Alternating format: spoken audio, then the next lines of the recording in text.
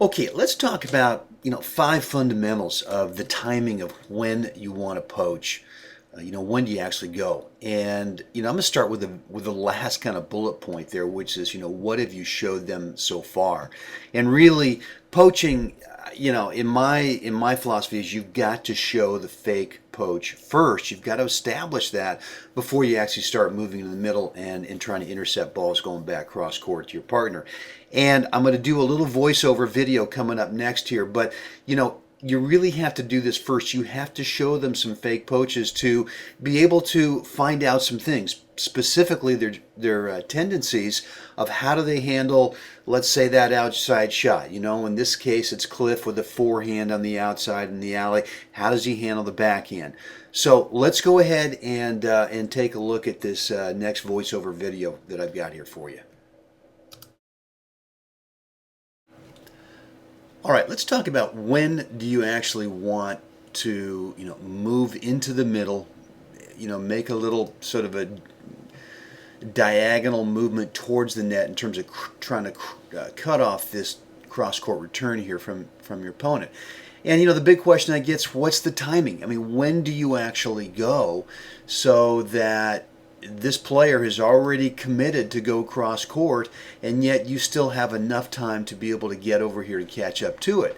And one of the big mistakes we make is that we think that we have to wait and see, exactly where that ball is going first. And what I want you to see here is that first of all, what I'm going to do is I'm going to establish the fake first. I'm going to show a fake. Now, that this opponent right here can, Cliff can see that I've moved out there and knows that this is probably going to be a fake. I mean, he's seen me do this enough.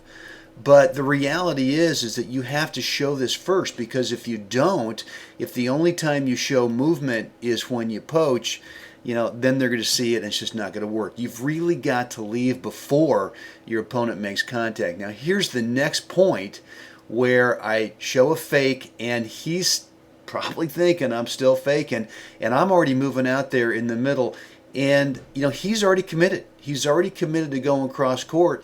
At this point, he's really looking down at the ball. He's not looking at me. So, let me back this up just a hair here. And this is really more of a fake poach. I show the movement like I did the point before, and now it looked like for just a second, it looked like I'm out here and okay, and now I'm going.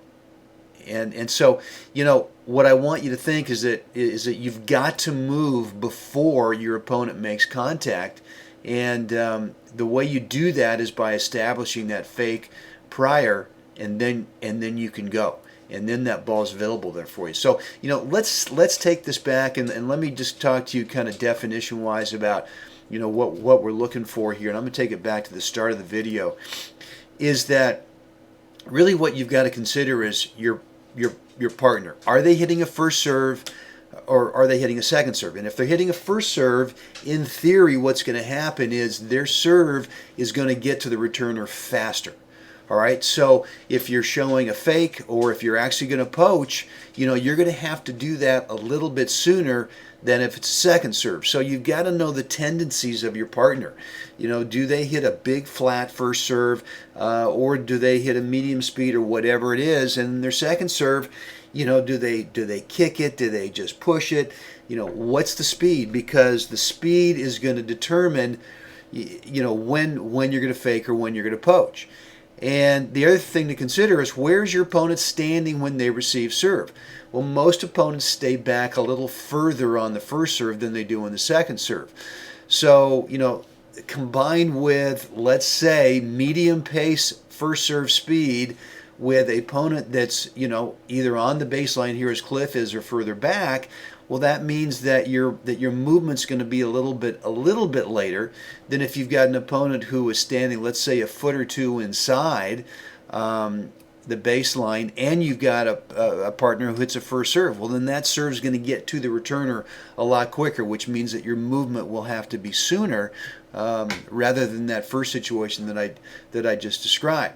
So, those are a couple of things to consider about when do you go. The other thing to think about is, what is this player's tendencies? What are they, maybe what's their strengths or what's their weaknesses? If they get an outside stroke, in this case it's Cliff. If he gets a ball to his forehand, what's he likely to do? Well, I know over the course of the years I've played with him, he's usually going to take this thing cross court. He rarely wants to kind of redirect the angle. Now, on the other hand, if it's to his backhand, if it's a hard first serve, he doesn't mind kind of flattening out the return and taking it back up here. If it's going to be more of a chip, his tendency on a second serve is to lob. So I sort of know that. But, this is something that you've got to start to figure out in terms of what are the tendencies of your opponent, depending on what their strengths are, depending on what their weaknesses are, and depending on which kind of serve is coming from your partner. Is it going to be a hard, flat first serve? Is it going to be a medium to slow, second serve? All these things you have to kind of work into the timing of when you're going to show your fake and the timing of when you're actually going to poach. So, in this example here, again, the first point, what I'm showing you is I'm showing a fake to his forehand. And the second one, exact same ball, a fake and then a go to the forehand, and there you have it. So he's already shown me off that fake he's going to take that cross-court forehand. So the next time I see it coming, and let me just show you that, I can tell by looking sort of out at my peripheral vision at him as to what's he got here. Well, now what do you think is he going to hit a backhand? I can already tell. The ball hasn't even bounced. You can see where the ball is. I mean, the ball is where? It's somewhere right in here, I think. Let's see if we can back it up and find it. There it is. All right. So let's take it back. When does Cliff show he's going to hit a forehand? It's right here. I mean, we know, and there's the ball. Here's the ball. It's crossing the net. I can see he's going to hit a forehand. And what's happened on that last point? He went cross court on it. I'm showing him the same look as before. Now he's looking at the ball and probably thinks I'm faking. Some of this is a guessing game, and I'm guessing he's going cross court. And, I got a low ball, got to handle it. Maybe should go back cross court on that, but I was feeling pretty good that day. Hit it over to Greg, and I get a ball that I can put away over here in Cliff's alley. But those are a lot of things to be considering about when do you go. So one of the beauties about establishing the fake poach early on is that you get to see what the tendencies are of your opponent. And if this is the first time I'm playing Cliff, this is the first point of the match, Jim's serving, I'm showing him a fake and seeing what he does. And he loves to hit that cross-court forehand. I know that right now. So the next time I'm going to show him the fake and then a go. So let's go ahead and move on to this next video, which is where Jim is serving, where Jim is serving over here to Greg.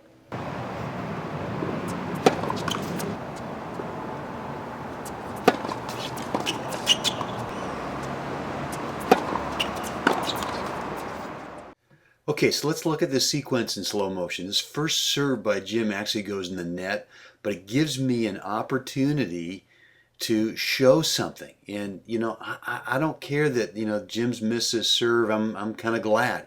It shows Greg that I'm thinking about moving. Again, here's the second serve. Show a fake again.